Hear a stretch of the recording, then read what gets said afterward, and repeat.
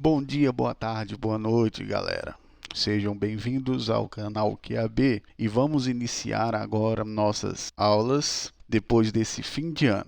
Então, nós iniciaremos o trabalho. Vamos continuar a falar sobre a introdução ao direito, tá ok? Mas só que antes de eu iniciar a nossa conversa de hoje, eu irei revelar para vocês algo que é bem sutil. É algo bem sutil que você pode não ter percebido, mas eu acho que as pessoas assim que conseguiram compreender o conteúdo desde o início até agora devem ter pensado nisso, mesmo que seja de uma forma vamos dizer assim, bem moderada, vamos dizer assim, que só passou na cabeça dela e ela não conseguiu ver isso, mas a gente já passou da filosofia jurídica e a gente entrou dentro da ciência do direito.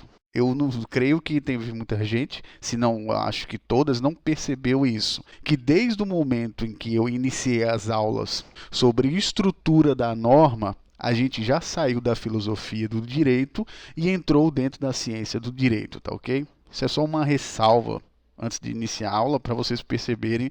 Quem não percebeu agora vai perceber que a gente já está falando sobre ciência do direito e não mais dentro da filosofia do direito, que foram as primeiras aulas lá tal. Então você pode perceber que mudou a chave de uma forma bem escondida, vamos dizer assim. Você provavelmente nem percebeu que aconteceu isso. Então vamos para os requisitos da validação da norma. Nós falamos sobre a estrutura da norma e hoje nós vamos falar sobre o que é que torna uma norma válida. Nós vimos a estrutura dela e hoje a gente vai saber o que é, segundo a ciência do direito, válido para uma norma. Então vamos lá. Miguel Reale ele cita 3 tipos de validade que uma norma precisa ter. A validade ética, que vem como fundamento, a validade social, que vem da eficácia ou efetividade, que tem muitos doutrinadores que entendem que efetividade é diferente de eficácia. Então essa é uma ressalva que eu vou deixar para vocês, mas aqui no livro de Miguel Reale ele colocou como eficácia ou efetividade, tá ok? E nós temos a validade formal ou a validade técnico-jurídica. Então são esses 3 requisitos para uma norma ser válida dentro da ciência do direito, tá ok?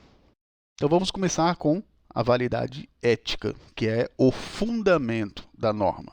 Deve ser sempre uma tentativa de direito justo, por visar a realização de valores ou fins essenciais ao homem e à coletividade.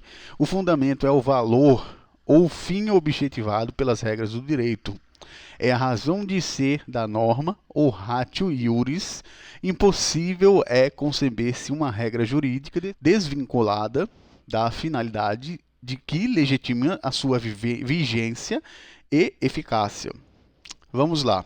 Isso aqui vai desaguar aos valores que vai desaguar dentro da filosofia do direito. Então aqui a gente tem um liame entre a filosofia do direito e um liame dentro da ciência jurídica. Então existe esse meio termo entre essas duas áreas na questão de fundamentação.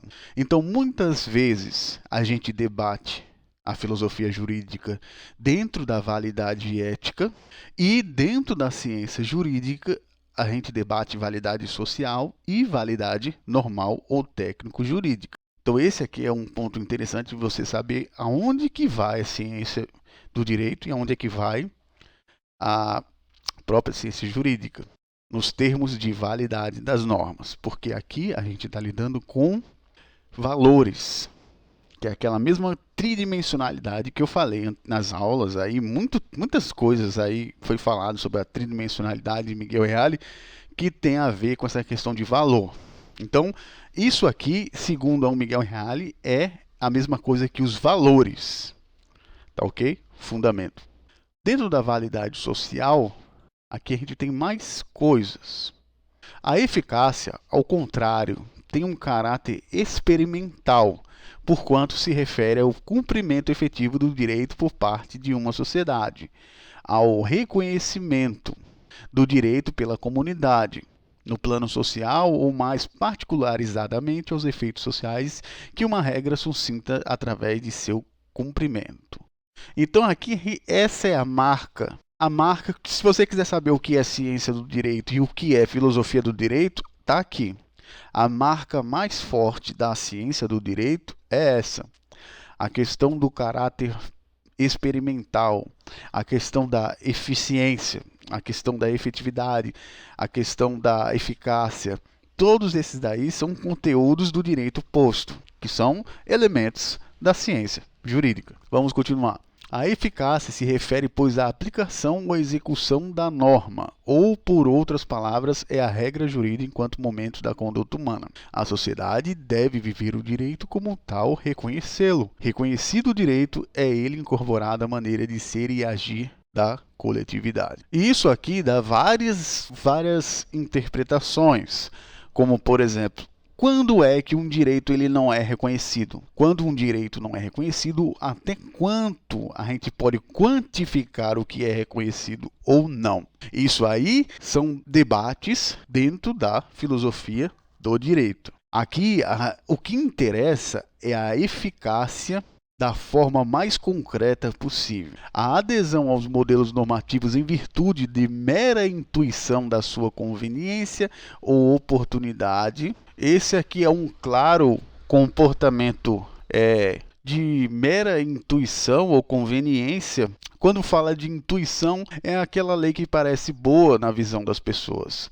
Isso aqui é um estudo muito mais aprofundado na questão da ciência do direito, quando nós estudamos a eficácia por mera intuição, por conveniência ou por oportunidade. Por enquanto isso aqui não é muito assim tão importante, mas no futuro, quando for você entender mais sobre a ciência jurídica, você vai entender o porquê é tão importante estudar a eficiência, além da mera intuição. Mas isso é para quem quer realmente estudar a essência do direito. Para quem quer ser apenas um operador do direito, isso aqui é totalmente idiota, vamos dizer assim. Porque não interessa se a pessoa ela segue por pura intuição ou por conveniência ou oportunidade. Então aqui a gente vê que existem também interesses políticos de não saber sobre essa questão de efetividade ou eficácia por esses meios. Então isso aqui é algo basicamente um pouco perigoso. Há, excepcionalmente, regras do direito que, embora não reconhecidas pela sociedade em geral, e não por este ou aquele infrator isoladamente, têm eficácia compulsória. Esse aqui é outro ponto importante. O que ele está querendo dizer aqui? Que, excepcionalmente, se é exceção, então não é regra. Então, pode haver regras que a sociedade não goste, mas elas vão ser aplicadas independente de você gostar ou não. É isso que está dizendo aqui. Porém, quando ainda não se caracterizou o desuso, o judiciário, ao ter que aplicar uma regra em conflito com valores do ordenamento, atenua, quando não as elimina, os seus efeitos aberrantes, dando-lhes interpretação condizente com o espírito do sistema geral, graças à sua correlação construtiva com outras regras vigentes. Isso aqui é um fato muito interessante, porque existem regras que estão em desusos. Existem duas coisas aqui. Primeiro, desuso de regras. E segundo, conflito de valores dentro do ordenamento jurídico. Segundo, a tripartição dos poderes, somente o poder judiciário pode decidir sobre isso. Tá ok? Estou falando no modo que, se eu fosse seguir as regras jurídicas, seria dessa forma. Tá ok? Então, o judiciário ele tem esse poder de dar a interpretação de acordo com o espírito do sistema geral, que são, muitas vezes, podem ser as regras gerais do direito, etc. A própria jurisprudência é um exemplo que pode caracterizar isso, principalmente as súmulas vinculantes. Mas, enfim, deu para entender. E nós temos, por último, o direito com o direito costumeiro, que é muito usado no modelo dos Estados Unidos. O direito americano ele é um direito que é conhecido como consuetudinário, que é a questão de, pelo costume, você criar a lei. Aqui não é tão usado essa questão do direito costumeiro. Aqui tem que ser a lei mesmo. Uma norma jurídica consuetudinária jamais surge com validade formal. pois a sua vigência formal é uma resultante de uma prática habitual, isto é, da eficácia de um comportamento. Então, ou seja, é preciso que tenha um comportamento para que essa lei possa existir. Aqui no Brasil é diferente, existe a validade formal. Isso aqui é um ponto muito interessante, sendo que a validade formal é as regras que a gente vai falar nas próximas aulas, tá ok? Sobre a questão da validade formal em si, que vai ver a validade formal, a informal, etc. O que você precisa saber de hoje sobre essa pequena aula é que existe a validade, pelo menos segundo o nosso ordenamento jurídico, requisito a validade formal para que uma norma ela tenha a validade social, vamos dizer assim. Nem validade social, na verdade, isso aqui é um requisito para a norma mesmo. A validade social já vai tratar sobre a eficiência dela. Então vamos dizer que uma estrutura da norma, como foi falado anteriormente. Então é preciso ter uma validade formal da coisa, que a gente vai ver mais um pouquinho nos próximos vídeos. A gente vai decorrer sobre essa questão de validade, competência, tá ok? Então vamos falar agora sobre a validade formal em si, que é a técnico-jurídica, tá ok? Então a gente falou sobre a validade social, falou sobre a validade ética, e agora nós vamos falar sobre a validade formal. Isso aqui não é um requisito dentro do direito costumeiro dos Estados Unidos, por exemplo. Aqui no nosso é necessário ter validade formal. A validade formal ou vigência é, em suma, uma propriedade que diz respeito à competência dos órgãos e ao processo de produção e reconhecimento do direito no plano normativo. Por enquanto, eu não vou falar nessa aula mais sobre essa extensão da validade formal, ok? Porque aqui a gente vai ver sobre competência e devido processo legal. Por hora, o que você precisa saber é que a validade formal, muitas vezes, Miguel Reale coloca como vigência. Tem que ser reconhecido um devido processo e tem que ser reconhecido a competência do órgão que está fazendo a norma. A norma não se faz, na verdade. Está fazendo a lei. Essa é a verdade. Então, por hoje é só.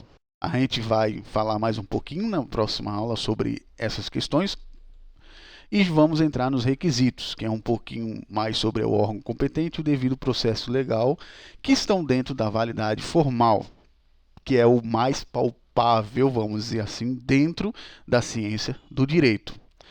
Pois a validade ética a gente leva mais em conta a filosofia do direito e a validade social a gente vai para a normas técnicas de dados, estatísticas, etc, etc. Então, isso aqui foge um pouquinho de dentro do direito, a questão da validade social. Já vai para o campo da sociologia, da sociologia jurídica. Já é um campo que já não está muito mais no direito, entendeu? Então, a gente vai se focar na próxima aula mais sobre a validade formal. Eu espero que você tenha gostado da aula de hoje e até a próxima.